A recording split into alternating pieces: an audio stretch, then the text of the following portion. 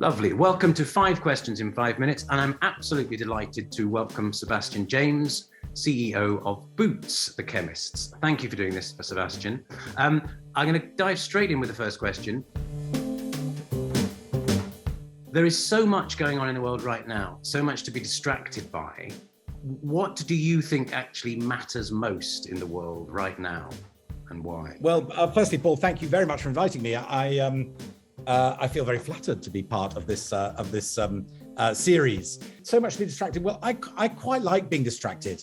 I think that we all have to think about complexity more and more. I think that the world, particularly in retail, where you could set out your stall and hope for the best, is over. We now have so many different channels, so many different ways of addressing customers, thinking about data, doing things better. But actually, I think we need to embrace the distraction and get used to a world where every minute is spent thinking about something different. Does that make sense? Yeah, exactly. So in a sense, sort of embrace the chaos and make sense through it in some way. Yeah. I think that's exactly right, yeah. Perfect. Lovely. Did you ever think you might enjoy something entirely different to what you're doing in business these days? Did you ever want to be a rock star or a painter or a butcher, baker or candlestick maker? I think probably more rock star than butcher, because I've always been a bit queasy about blood. But I did have a band, and we played music which was somewhere between Radiohead and U2, or as my less charitable friends would call it, Radio 2. And it was really fun. We did a few festivals. We weren't very good, but it was an incredibly fun thing to do. And obviously, when you're on stage, you are dreaming, my God, maybe this is my big break. But sadly, here I am doing, Chemists. What was the name of the band? So we can all... It's called Number 9. In fact, our album is on Spotify, if anyone wants to take it. I'll do a plug now.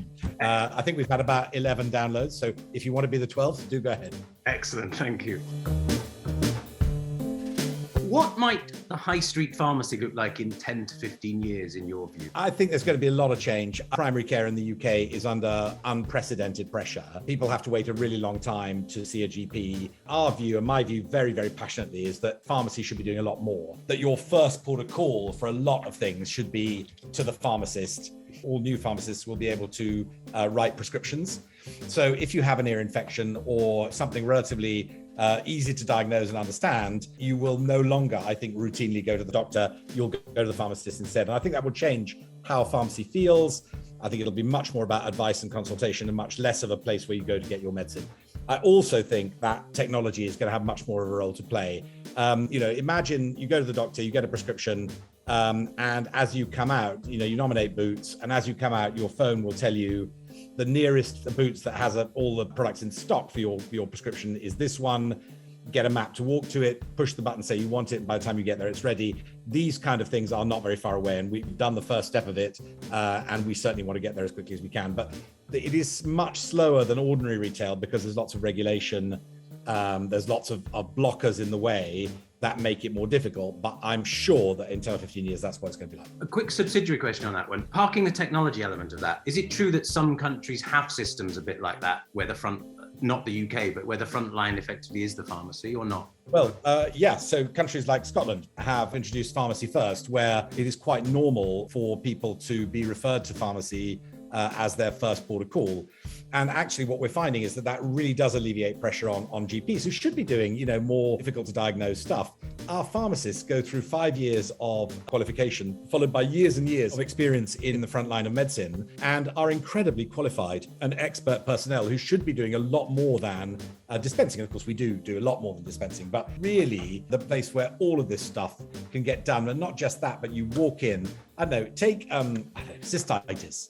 If you've got cystitis, it's an extremely painful and unpleasant condition that most women will suffer many times in their lives, and many men. If you have to wait to see a GP to get that resolved, you're going to be in pain for a very long time, or you're going to A&E. It's very expensive and not right for the country either. If you could walk into a pharmacist, get yourself diagnosed, which we can do, and have the script written in the pharmacy, get it filled and be on the mend in half an hour, that's got to be the right answer, hasn't it?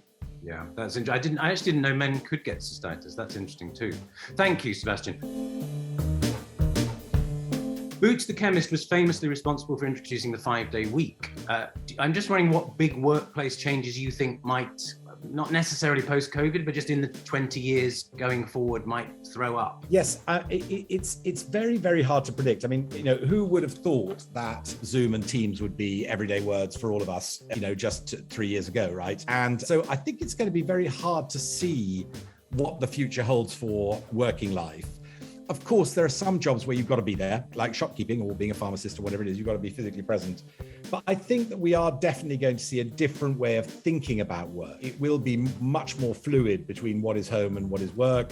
It'll be much more fluid about how time is allocated. I could imagine a world in you're basically choosing the hours you want to work in order to live the life that you want to live. And I do think that could be very positive if it's well handled and well managed.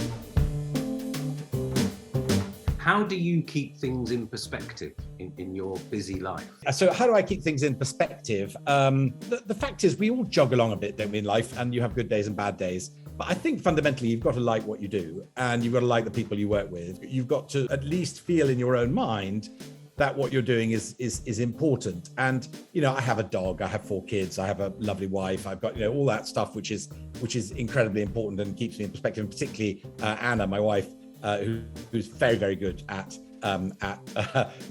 reminding me that that all of this is a game and that what really matters is your relationships and your home life. And so I think you've just got to hang out with people, haven't you? You've got to spend time with other people, and you've got to have some jokes, and you've got to you've just got to live a full life if you can. And in the end, your business life is important, but it's your business life. I'm absolutely delighted. Thank you so much for giving up 5 minutes and to answer those 5 questions. It was an honor to have you on board.